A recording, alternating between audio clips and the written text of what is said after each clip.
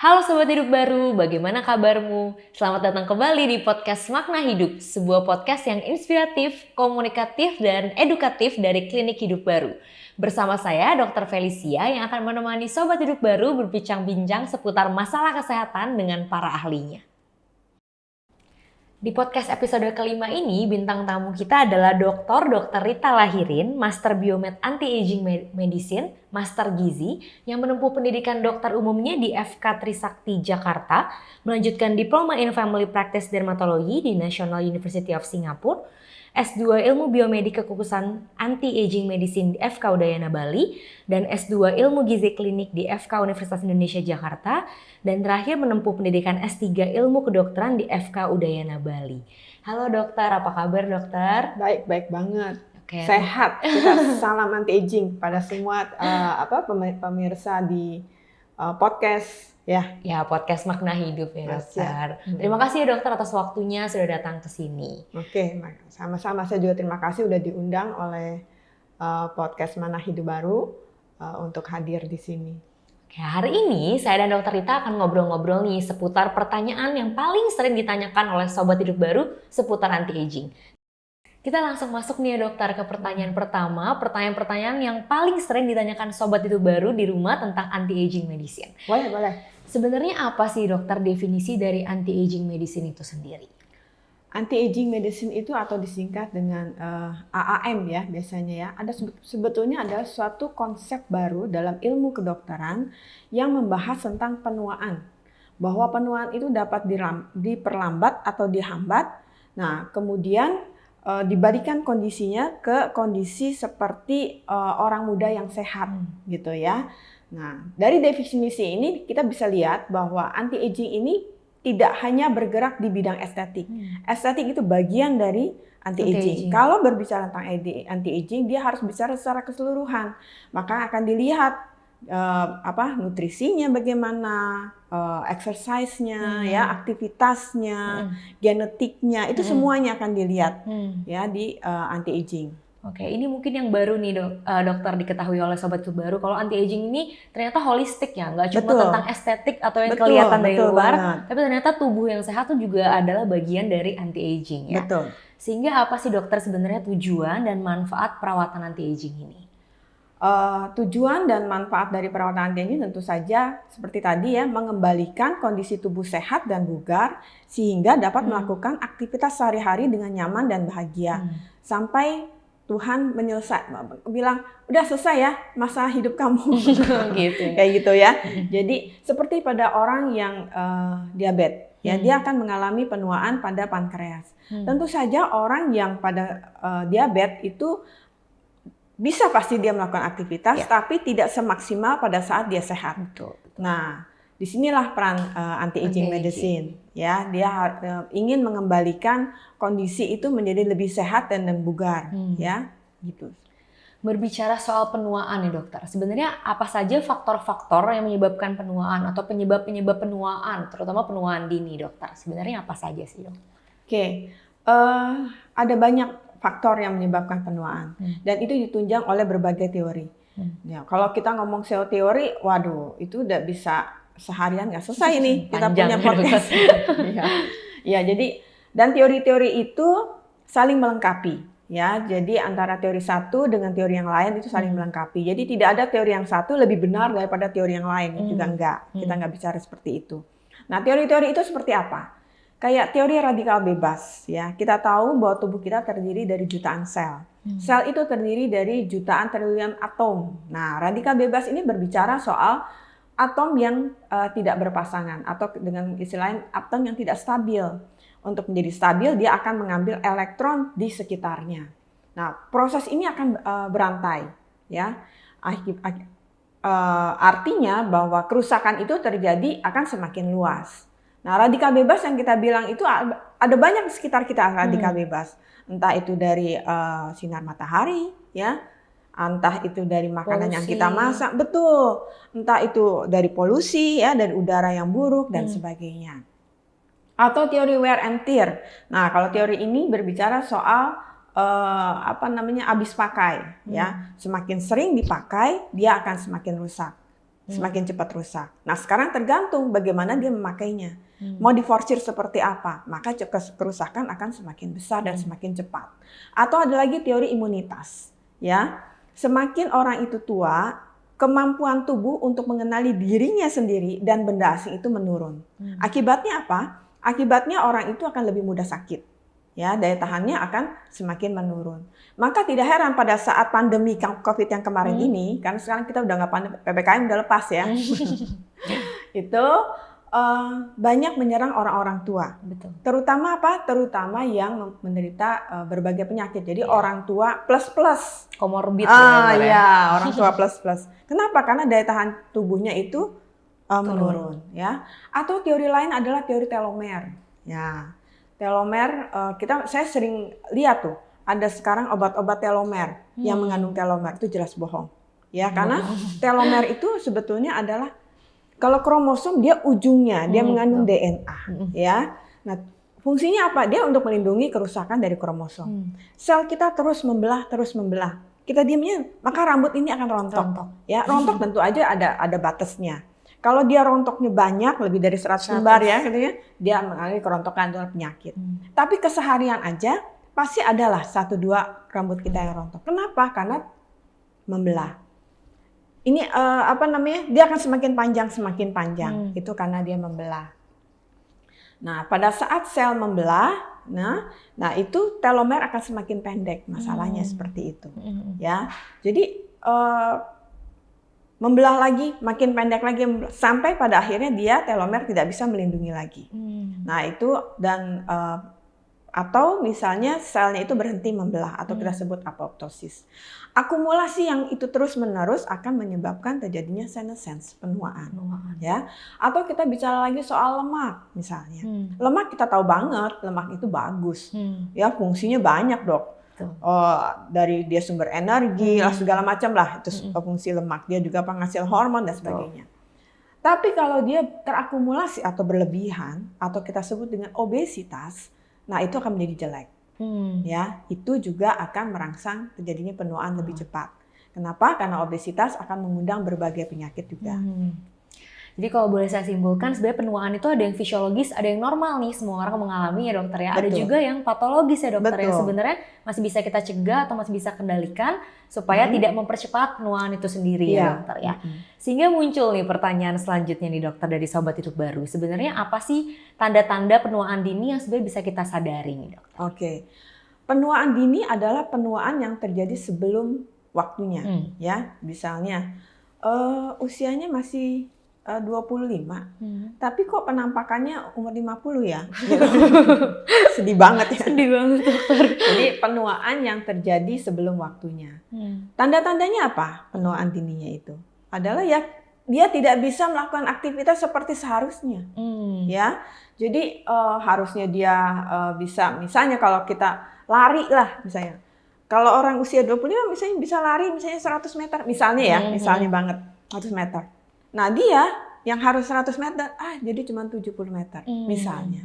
Ya itu artinya sudah terjadi proses penuaan yang tidak semestinya. Karena pada saat usia 25 dia, untuk bugar, kondisi dia mesti bugar, dia bisa 100 meter. Kenyataannya enggak, dia cuma bisa 75 meter misalnya. Gitu loh. Atau misalnya aktivitas juga dia menurun. Biasanya dia bisa full mengerjakan ABC ya, atau gairahnya juga menurun loh. Kalau penuaan dini gak ada excitement untuk melakukan kegiatan sehari-hari ya. Jadi kurang bugar, kurang semangat itu juga sebenarnya tanda-tanda penuaan dini. Betul sekali. Baik, Sobat Hidup Baru, Klinik Hidup Baru melayani kebutuhan kesehatan sobat mulai dari konsultasi dokter umum, dokter gigi, dokter anti-aging, spesialis mata, spesialis akupuntur, spesialis saraf, spesialis kandungan dan kebidanan, hingga dokter internis. Kalian dapat menghubungi nomor 021 626 9432 atau 021 626 9433 atau hotline di 0812 9200 0133 untuk mengetahui informasi dan jadwal praktek dokter. Tadi kita sudah bincang-bincang nih tentang tanda penuaan dini yang ternyata bisa dialami oleh anak-anak muda nih seperti umur-umur saya gitu. Dan umur-umur mungkin sobat titik baru di rumah. Nah, kita jadi pengen tahu nih, kapan sih harusnya kita berobat ke dokter dan siapa saja yang harus mendapatkan pengobatan anti-aging medicine ini? Ya, siapa dok kira-kira yang harus udah mulai nih melakukan pengobatan untuk anti-aging? Untuk soal anti-aging, perawatannya itu harus dimulai dari sejak dini dan pada setiap orang, ya itu harus sudah mulai. Kenapa? Karena proses penuaan itu memang terjadi sejak dini, ya. Nah, manusia itu mempunyai fase-fase kehidupan. Seperti ini, fase subklinik. Pada saat dia fase subklinik, usia 25 sampai 35 tahun, penurunan fungsi tubuhnya itu menurun kurang lebih sekitar 14%.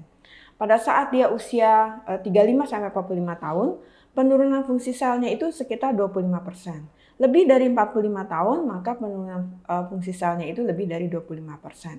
Jadi pada saat dia turun, fungsi selnya tentu segala sesuatunya turun tuh. Jadi produksi hormonnya dia akan turun, produksi energinya apa segala macam dia akan menurun, mitokondrianya apa segala macam dia akan turun.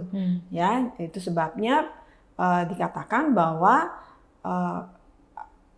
perawatan anti-aging harus dimulai sedini mungkin. Oke. Baik, nanti muncul lagi nih pertanyaan dari sobat itu baru. Apakah kalau kita sudah melakukan perawatan anti-aging umur kita jadi lebih panjang nih dokter? Nah itu tentu aja enggak. Memang sih ada beberapa bacaan di jurnal yang mengatakan bahwa bisa memperpanjang usia. Memang iya. Tapi sebagian besar lain juga mengatakan tidak. Kenapa? Karena kita tahu kok, apalagi kita orang yang beriman tahu bahwa usia itu sudah ada yang menentukan. Ya, masa kontrak udah Tuhan yang tentuin. Ya, apakah dia berusia 70 tahun kah, 80 tahun, 20 tahun, itu udah ada masa kontraknya sama Tuhan. Ya, Tuhan udah tentuin. Tapi masalahnya adalah bagaimana masa kontrak itu kita pakai ya dengan keadaan bugar. Jadi kalau misalnya masa kontraknya itu adalah 70 tahun.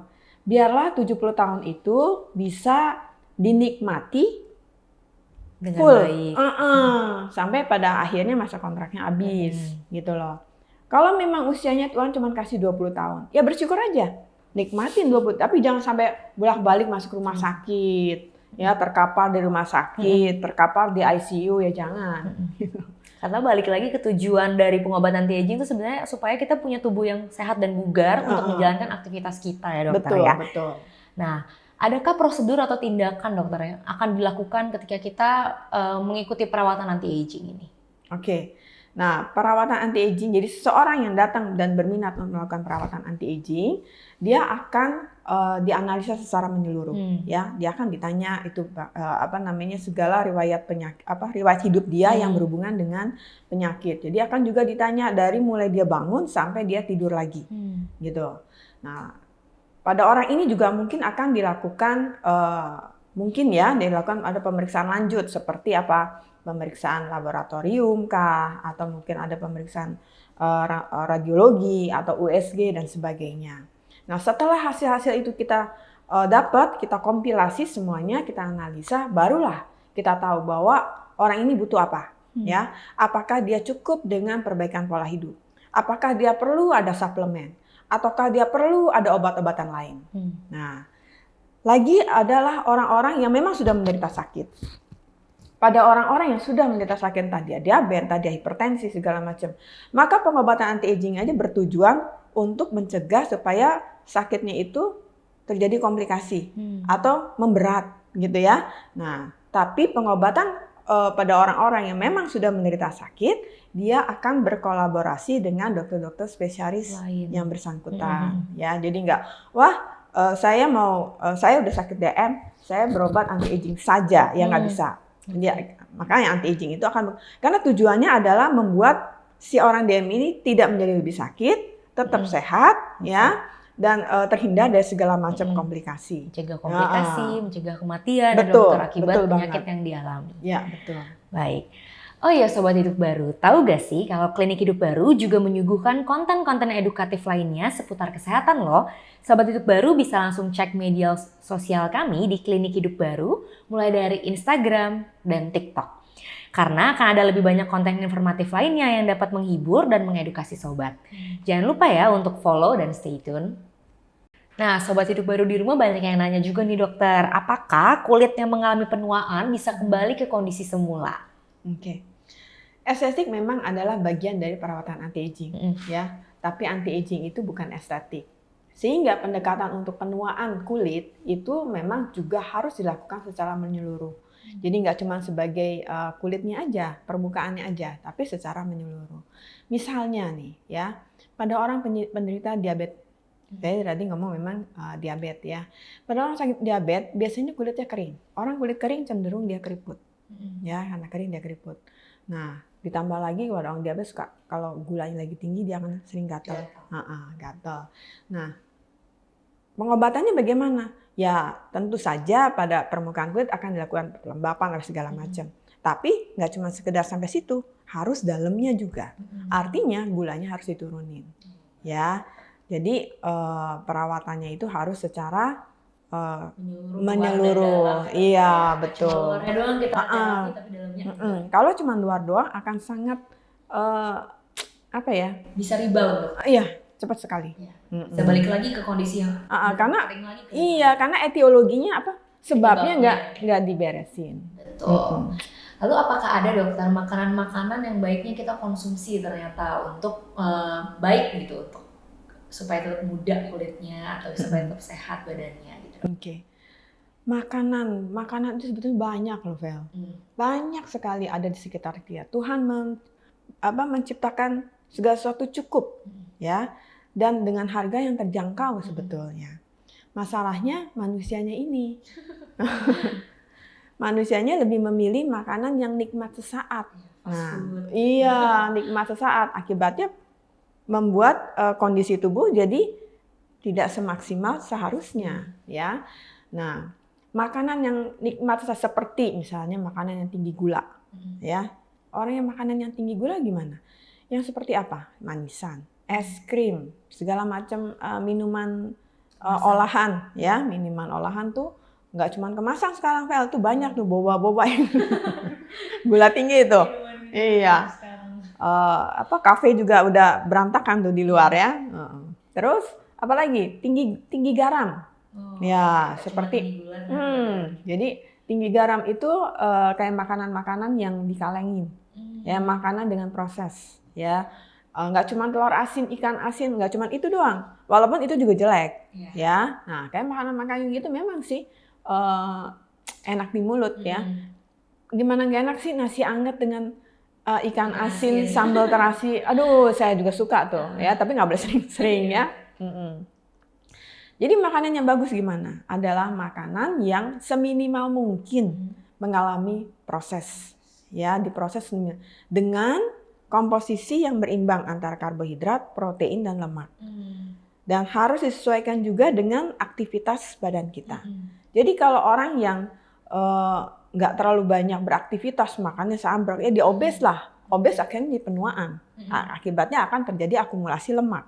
Karena ada energi yang tidak dipakai, diolah akhirnya nggak berubah menjadi lemak, ya. Jadi, enggak kok, saya nggak makan lemak, saya makan protein. Tapi saya makan proteinnya banyak sekali. Ya podo, sama gitu. Dia akan berubah lagi menjadi lemak. Akibatnya proses penuaan juga akan berlangsung. Karena segala sesuatu harus pas, ya. Jumlahnya harus pas, bahkan jadwalnya juga harus pas, ya. Porsinya, jumlahnya, jadwal dan jenisnya semuanya harus pas. Nah, makanan yang seperti itulah adalah makanan yang memang bisa menunjang penundaan proses penuaan. Gitu. Tadi berbicara soal makanan yang cepat diproses, mungkin ini juga istilah baru nih buat Sobat Hidup Baru ya. Kalau ternyata tuh makanan-makanan yang diproses seperti kemasan yang tadi dokter bilang kalengan, terus juga termasuk diantaranya kecap, tepung-tepungan itu juga makanan proses ya dokter? Iya. Baik. Apakah ada dokter cara untuk menunda atau mencegah dari penuaan kulit itu? Ada banyak faktor yang menyebabkan penuaan kulit. Ya, tadi kita sudah bicara soal berbagai macam teori.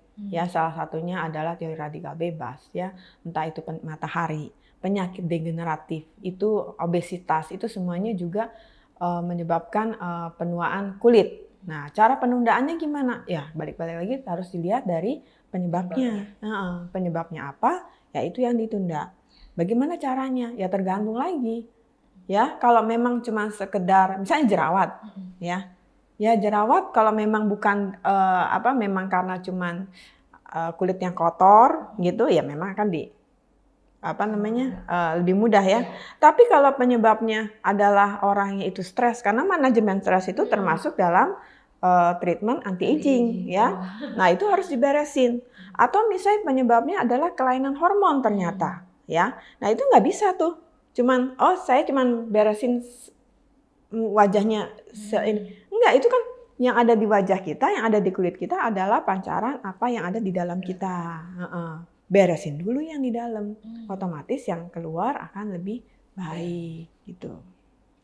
Hari ini saya belajar banyak nih Sobat Hidup Baru tentang anti-aging medicine dari Dokter Rita. Terima kasih banyak ya dokter, hari ini saya jadi belajar banyak banget. Saya jadi tahu kalau anti-aging medicine tuh nggak seputar estetik aja, tapi benar-benar holistik. Seluruh kesehatan tubuh kita sangat amat menunjang si anti-aging. Iya, betul. Terima kasih banyak ya dokter. Ya, dengan senang hati. Hari ini saya udah belajar banyak nih dari Dokter Rita tentang anti-aging medicine. Saya jadi tahu kalau anti-aging medicine ternyata tidak seputar estetik saja, tapi tentang menyeluruh kesehatan tubuh secara menyeluruh. Dan ternyata tujuan dan manfaat perawatan anti-aging ini juga bukan yang kita lihat dari depan doang, tapi ternyata kesehatan tubuh dari dalam juga yang sangat amat berpengaruh terhadap penuaan, khususnya adalah penuaan tubuh kita sendiri. Sobat YouTube Baru, tidak terasa kita sudah sampai di penghujung acara pada hari ini. Saya mengucapkan terima kasih banyak atas Dokter Rita atas waktu dan kesempatannya sudah datang ke podcast Makna Hidup. Ya, terima kasih banyak dokter. Dengan senang hati. Oke. Bagi Sobat YouTube Baru yang ingin bertemu langsung nih dengan Dokter Rita, konsultasi dengan Dokter Rita, dapat datang langsung ke Klinik Hidup Baru setiap hari Sabtu pukul 11 sampai 2 siang atau dengan perjanjian bisa juga menghubungi dulu nih di 021 626 9432 atau 021 626 9433 atau hotline di 0812 9200 0133. Penasaran dengan informasi seputar kesehatan dan langkah sehat lainnya? Jangan lupa follow Instagram dan TikTok @klinikHidupBaru.